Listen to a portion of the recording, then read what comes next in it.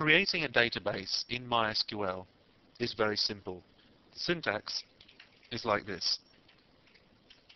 Create database, and then you simply use the database name. As always, we end the line with a semicolon. The response from MySQL is that query OK, which means our query was executed without any errors, and one row was affected.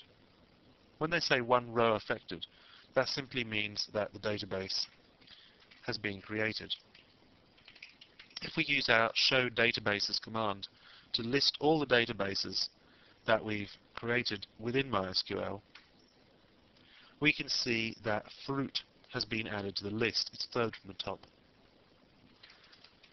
We can then use our use command to take a look at the fruit database.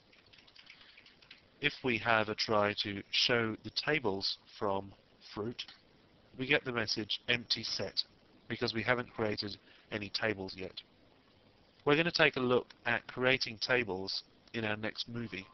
Before we do that though, let's take a look at possibly the only complication that can arise when creating a database, and that is if we try to execute the same command again, create database fruit, we get an error, error number 1007, which is the problem is that the database already exists. So there's an extra little piece of syntax we can use, if not exists, fruit.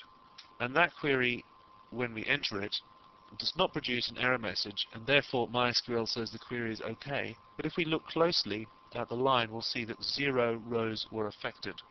And what that means is our query, although it didn't produce an error message, did precisely nothing.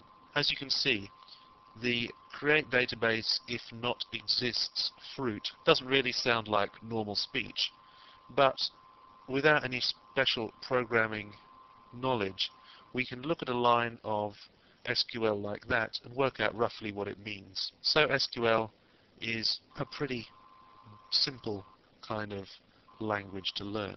In our next movie, we're going to look at creating tables.